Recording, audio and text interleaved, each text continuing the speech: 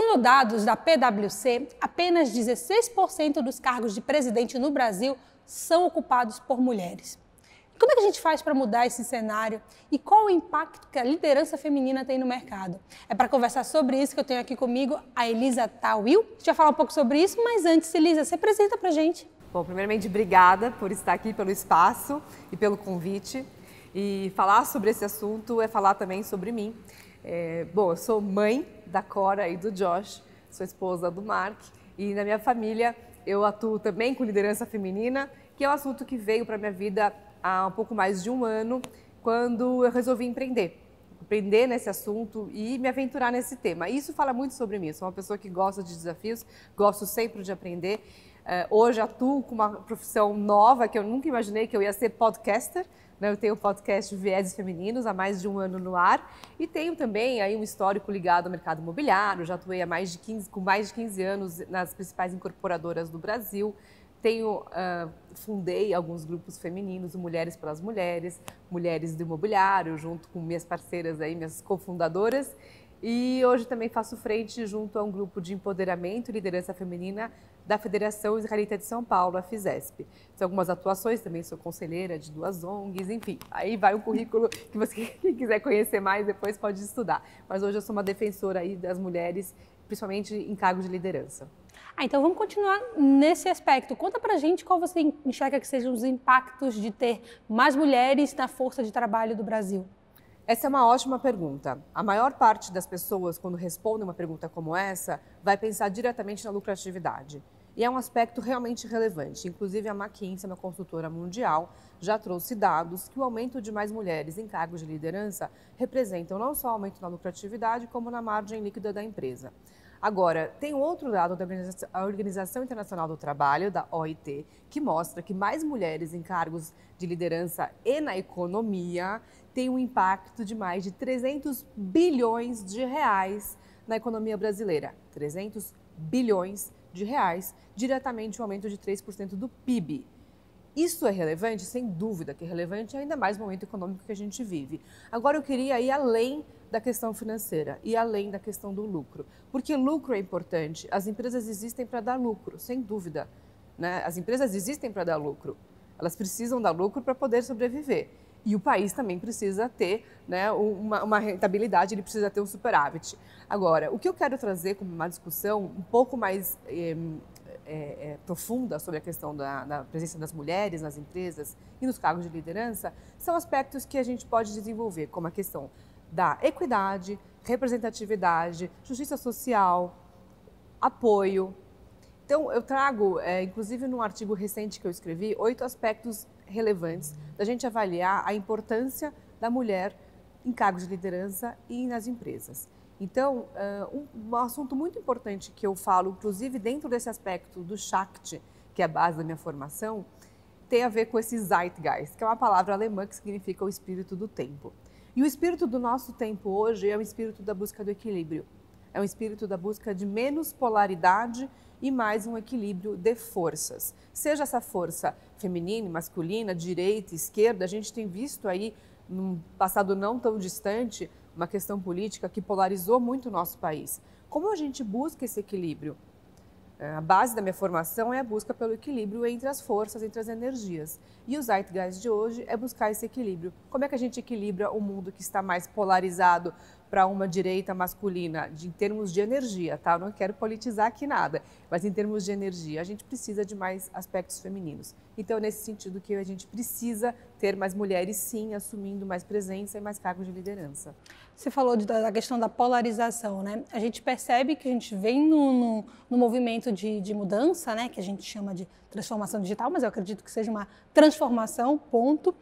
E, ao mesmo tempo, cada vez mais lutando para que mulheres tenham cargos de destaque no mercado, que somos mulheres, então isso é merecidamente. Uhum. Mas como é que você enxerga que está essa ligação entre transformação e ter mais mulheres em cargos de destaque? Eu acredito que existe uma transformação econômica notória, todo mundo discute as novas economias, as novas formas de trabalho. Isso é um assunto que em todas as redes, em todos os ambientes, empresas estão sendo discutidos. Inclusive, eu falei disso ontem. E a minha visão é que a gente está entrando numa era da assistência e do serviço. E como que a mulher se encaixa nisso? Quando a gente fala do as a service, do SaaS, ou do UX, né, do User Experience, a gente está falando muito de um modelo de negócio onde a gente vai passar a dar muito valor para a sensação, para a experiência. E a mulher sempre foi vista de uma forma muito negativa como uma forma de assistência. Então, se a gente pegar um exemplo muito fácil de a gente entender, a Siri é mulher, a Alexia é mulher, a Bia é mulher e outras tantas assistentes virtuais que têm uma voz feminina. O primeiro impacto que isso trouxe para mim, quando eu comecei a pensar nisso, eu falei, nossa, que coisa negativa. Achar que a mulher sempre tem essa posição de assistente. Mas olhando pelo copo meio cheio, a era da assistência, a era do serviço, quando a gente inverte nossa pirâmide social e a gente vai ter uma sociedade cada vez, uma idade mais avançada, mais ageless, né? Hoje a gente fala que os 50 são os novos 30, enfim. Então a gente tem que pensar que essa sociedade ela vai precisar entender e se relacionar melhor com a questão do serviço. E aí entra a força feminina. E a força feminina se destaca, porque ela já tem anos, séculos, histórias de experiência como assistência. E aí a assistência a gente vira a ser o grande foco e o holofote vem para a força feminina. Então, no meu entendimento, a minha visão é que esse zeitgeist que eu comentava há pouco, ele mostra que a força feminina realmente vem para poder mostrar a nova era da economia, precisa dessa força feminina como um equilíbrio para a gente conseguir agora evoluir juntos. Entendi, eu concordo com o que você disse, mas ao mesmo tempo me suscita a questão de também não é um viés inconsciente geral de que a mulher ela é mais emocional, logo ela consegue ser mais mãe, dar mais assistência. E a assistência, eu já jogo um pouquinho, eu sei que você falou no sentido de positivo, até no sentido de dar acesso, né, às pessoas, mas aí quando a gente para pensar, não é um viés inconsciente a gente dizer que a mulher, ela proporciona essa sensação de maior adequação para todo mundo. Em partes, isso também não é reforçar aquele estereótipo de que precisamos ser mães, inclusive no trabalho, inclusive enquanto profissionais, no sentido de estar cuidando, de estar proporcionando que todo mundo se integre, que todo mundo não vira só a responsabilidade da mulher? A sua pergunta é excelente. Eu vou te responder com base no Shakti. Tá? O que é o Shakti? O que é essa força Shakti? O que é esse Shakti Fellowship? Por que eu sou formada, a única brasileira em São Paulo formada em liderança Shakti?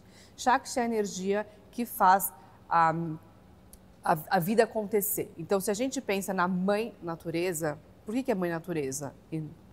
Qual que é essa relação de maternidade com a natureza? Porque se você joga uma semente na terra e você rega, ela vai brotar, ela vai criar. Né? Esse cuidado, essa preocupação com o planeta, com o futuro, com o prosperar da empresa, com o prosperar da sua família, com a sua vida ser mais próspera, mais saudável, a evolução é uma força feminina e não é da mulher, é feminina, também acontece dentro do homem ou em qualquer gênero entre o feminino e o masculino. O que a gente tem que entender aqui é que o nosso viés inconsciente, e é muito difícil a gente cada vez mais conseguir incorporar isso dentro de nós, é o entendimento de que o feminino não é a mulher, o feminino é uma energia, uma força, e a mulher é um gênero e uma apresentação. E hoje a gente tem aí uma questão de gênero que está sendo amplamente discutida também nas empresas no âmbito de diversidade e inclusão. Então a gente tem que analisar que essa força, esse viés inconsciente, ele se apresenta em qualquer pessoa, em qualquer ser humano. O que a gente tem que trabalhar é o nosso equilíbrio energético. Quantas mulheres vocês não conhecem na sua vida que são extremamente masculinizadas ou que têm uma força masculina muito latente? Eu sei que quando eu trabalhava no ambiente corporativo, eu era muito mais masculinizada do que eu sou hoje. Porque eu trabalhava muito mais uma força masculina minha. E a gente tem o gráfico desse polo de equilíbrio de forças e energias, que é dentro desse conceito Shakti, é uma das formas de você entender isso, como que você exerce a sua liderança de uma forma consciente ou de uma forma inconsciente. Vou dar um exemplo muito simples e rápido só para entender o que eu estou falando. Então eu tenho um polo de energia feminino, que é o esquerdo, e um polo de energia masculina, que é o direito. De novo, não é político e não é gênero, estou falando de força. Se eu sou uma mulher que eu tenho um polo feminino mais representado, mais forte em mim, que eu vou caracterizar isso como empatia, sou uma pessoa extremamente empática. Então, eu me identifico muito com você, eu entendo muito as suas dores, ou as suas felicidades, as suas conquistas. Se eu exerço a minha empatia de uma liderança inconsciente, onde eu não tenho o controle desse meu equilíbrio, eu posso, no âmbito da empatia, começar a ser uma pessoa muito dependente, né? Ou que preciso muito estar conectada com as pessoas. Essa dependência acaba sendo a empatia aplicada à minha relação de uma forma inconsciente, de uma forma polarizada, com uma expressão de inconsciência dessa força. Como que eu consigo expressar a minha empatia saindo desse âmbito de inconsciência e liderando de um aspecto mais consciente? Eu preciso me apoiar no polo oposto masculino. Então, eu preciso, talvez, trabalhar com mais foco, com mais disciplina, que é uma força no meu polo complementar masculino. Do mesmo modo, se eu tenho foco e disciplina exercidos de uma forma inconsciente, com muita intensidade, que eu vou para o âmbito de inconsciência, o meu foco, a minha disciplina podem ser vistos com uma certa arrogância ou com uma certa agressividade. Para sair disso, eu vou para o polo feminino. Então, você começa a entrar numa relação sempre de trabalhar entre esse equilíbrio de polos. E aí a gente entra naquela discussão. E o equilíbrio, você tem que ficar no equilíbrio, né? O equilíbrio é a meta, o equilíbrio é ficar no equilíbrio. Ficar no equilíbrio é ficar numa linha muito estagnada. A gente tem que estar sempre conseguindo, né, percorrer por esses polos e trabalhar de um lado e de outro dentro de nós, das organizações, da sociedade, do sistema. E aí a gente amplia isso para um espectro muito maior. Você está falando, me veio muito a questão da culpabilização que a mulher sente, né, enquanto mãe, enquanto profissional, enquanto indivíduo. Como é que você enxerga que hoje essa pessoa, né, porque falar em profissional é só um aspecto, né, falar desse indivíduo, mulher, como ela pode encontrar de fato esse equilíbrio e se sentir um pouco mais plena, né, nos aspectos e nos setores da vida no qual ela está no momento em que ela está, né? Porque nós estamos profissional, nós estamos mãe, nós estamos amiga, nós estamos esposa e por aí vai. Numa edição do meu podcast, do Viés Femininos, eu trabalhei muito com a Sumaya Thomas, que é uma consultora para mães, e a gente discutiu muito a questão da culpa. E eu trouxe para ela essa visão de, então vamos mudar essa frase, né? Porque todo mundo conhece nasce uma mãe, nasce uma culpa. E a gente, juntas, a gente explorou o nasce uma mãe, nasce uma líder. E é justamente essa visão que eu quero te colocar. Olhar os aspectos todos que nós mulheres temos nesses vários papéis que a gente assume como um ganho de habilidades, como um ganho de skills, como se a gente fosse imputar tudo isso no nosso currículo e trabalhar isso como aspectos de liderança. Então, a gente inverte um pouco isso dentro da teoria do Shakti, é você inverter esse triângulo do drama to dharma, né, você sair de uma posição de vitimização e ir para uma posição onde você se atua como protagonista do que você está fazendo. Só que para você ter consciência disso, de novo, trabalhar em níveis de consciência, você tem que passar por processos de autoconhecimento, autoaceitação, de você se permitir, você saber os seus limites, você saber aonde você vai falar, não, até aqui eu vou, até aqui eu não vou, aonde você coloca os seus nãos, aonde você consegue buscar nesse equilíbrio junto ao seu trabalho, à sua família, aos seus filhos, né? A sua família é o seu núcleo, com o seu marido e seus filhos, ou seu companheiro com quem você, né, convive, ou com a sua família maior também, que muitas vezes, né, quer invadir algumas fronteiras ali, que você precisa colocar, né, os seus limites. Então, quando você conhece os seus limites, você consegue trabalhar com eles com maior nível de consciência. E aí, por isso que se fala muito hoje em dia em autoconhecimento, em meditação, enfim, em outras tantas buscas de forma como você consegue se conhecer e saber aonde fica o seu limite. Sabendo onde são os seus limites, você consegue trabalhar pela busca desse equilíbrio. De novo, é sempre uma busca. A gente estar em equilíbrio não é a nossa meta é estar na busca deste equilíbrio, porque estar em equilíbrio você atingiu ali uma situação praticamente uma linha reta, né? Quando a gente pensa no exame eletrocardiograma, se você está numa linha reta, você morreu. Então, a gente está sempre nesses altos e baixos, trazendo mais conceitos também, esses altos e baixos. Já teve Joseph Campbell, que enfim, na década de 70, falou de Jornada do Herói, a gente fala muito de Jornada do Herói, Herói de Mil Faces. Depois a Maureen Murdoch fala da Jornada da Heroína, porque a conquista da mulher é diferente da conquista do homem. Então a gente tem que entender quais são essas diferenças, mas os ciclos todos eles existem. E esses ciclos, se a gente consegue identificar através de um estado de consciência, a gente consegue se permitir a buscar este equilíbrio de uma forma mais constante, mais plena e mais disciplinada, digamos assim. Vamos agora então para o aspecto um pouco mais corporativo dessa conversa. A gente está falando muito sobre como as mulheres estão abrindo cada vez mais seu espaço, né, buscando se posicionar melhor nas empresas. Como é que a gente faz, como é que as empresas podem atuar para ajudar e estimular que tenham mais mulheres líderes? Essa é a grande resposta, né, de $1 milhão para as empresas. Mas justamente nesse mês de outubro, a consultora McKinsey, junto com a Lean In, que é uma organização, desenvolveram e publicaram uma pesquisa, uma pesquisa muito ampla, onde ela traz justamente quais são os aspectos para as empresas poderem atingir uma quantidade maior de mulheres também em cargos de liderança. E a pesquisa traz um dado muito interessante, que ela fala que o problema não está no teto de vidro, que eles chamam, né? É uma expressão muito mais utilizada nos Estados Unidos, na América do Norte, do que aqui, mas esse entendimento de que a problemática não está em mais mulheres em altos cargos de liderança. A problemática está no tal do degrau quebrado, que é uma tradução direta do que uma pesquisa traz, e esse degrau quebrado seriam mulheres em cargos gerenciais. Então, é a entrada da mulher no nível gerencial para depois ela ter condição de atingir esses altos cargos de liderança. E também comenta 5 aspectos para que as empresas possam estimular mais mulheres nesses cargos do tal degrau quebrado, que são esses cargos gerenciais. Então, são eles as questões afirmativas, sejam cotas ou sejam ações afirmativas. São programas para que você e a sua empresa possam estimular de forma mais fácil. Né? Estimular de forma mais fácil. Então, assim, você tem a questão da cota. Eu já fui muito crítica à cota, hoje eu tenho uma opinião a favor.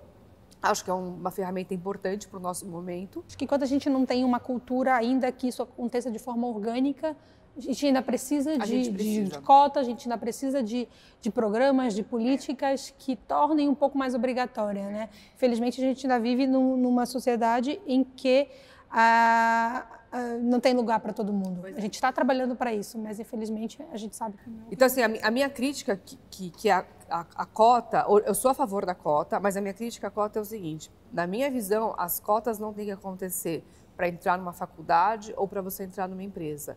A minha visão é que a cota tem que acontecer do pré-natal. A mulher com pré-natal ela já tem que ter condição de ter um pré-natal com mais assistência, com mais condição, uma creche integral, um auxílio.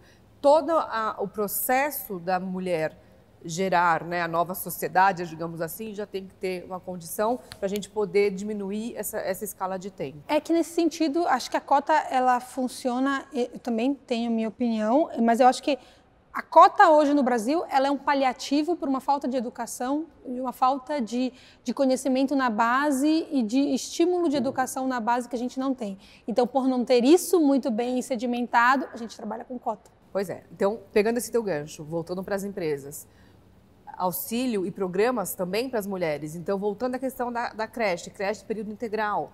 Quais são as ferramentas que as mulheres precisam ter para que elas não tenham que deixar os seus trabalhos, deixar a sua carreira para ter que cuidar de um filho? Então, aí que tem que entrar a cota também. Porque isso é uma forma de você dar assistência para que a mulher possa continuar tendo sua carreira e continuar sendo mãe e continuar criando, né, cuidando da nossa sociedade futura. Então, esse é um primeiro argumento, que é a questão da cota e ações afirmativas. Depois, a gente tem que entender e analisar os nossos stakeholders. É uma palavra que foi utilizada muito quando a gente falou de sustentabilidade, mas quando a gente fala de capitalismo consciente, que é também muito vinculado com a questão do Shakti, que o Raj Sisodia, que fundou o capitalismo consciente no mundo, também é o fundador da questão da teoria da liderança Shakti, a gente tem que analisar e olhar ao nosso redor quem são os nossos parceiros. Então, aquela empresa recrutadora que você vai, enfim, contratar para fazer aquela seleção para a tua empresa, ou o seu departamento de RH, as pessoas que trabalham com você, elas têm a mesma preocupação que você tem? Elas te apresentam no processo seletivo a quantidade suficiente de mulheres equivalente aos homens, ou ela vai te trazer só a opção masculina para aquele possível cargo? Então, começar a questionar se a sua rede, a rede que você se relaciona, ela tem a mesma intenção que você. Vou te dar um exemplo muito concreto. Hoje eu sou fundadora do Mulheres Imobiliário, idealizadora e fundadora junto com a Li e com a Renata do Mulheres Imobiliário. São mais de 237 mulheres reunidas que atuam no segmento do setor imobiliário no Brasil. É um grupo que tem uma abrangência nacional. E a gente vê muitos eventos do setor imobiliário só com homens, na plateia, no line-up de palestrantes e tal. E eu tenho falado para essas pessoas que, gente, vocês se preocuparam em procurar uma mulher? Eu sei da dificuldade, mas existiu previamente uma preocupação em colocar uma mulher no line-up de palestrantes, por exemplo? Muitas vezes não teve. Muitas vezes a preocupação não teve, ou do organizador do evento, ou da pessoa que estava preocupada em fazer a curadoria. Então, as pessoas que fazem parte desse seu ecossistema, elas têm que estar com esse alinhamento de mindset, de propósito, ligado à questão da liderança feminina.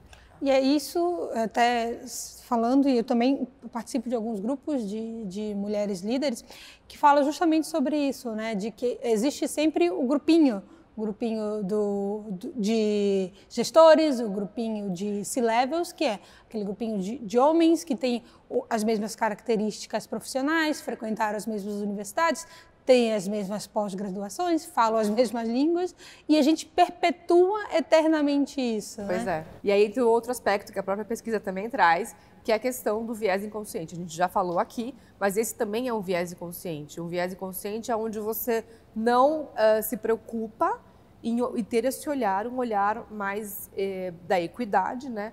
Um olhar que tenha mais a diversidade também. E quando você começa a quebrar os vieses inconscientes nossos e das empresas, aí a gente consegue enxergar aquilo que antes a gente não via. E a hora que você enxerga isso, não tem como não ver mais. Tem aquela frase, né? Você não consegue desver o que você já viu. E é bem essa história mesmo. A hora que você enxerga isso, o seu olhar já está tão acostumado que você não consegue deixar de ver. Eu estava ouvindo essa semana um podcast do mercado imobiliário também, muito interessante, e o podcast tinha 22 edições já publicadas. Eu falei, nada, deixa eu procurar aqui um que tem alguma mulher. De 22 edições, uma mulher. Que justamente era para promover o evento do próprio podcast, mas enfim, tá válido. E representava ali naquele universo menos de 5%.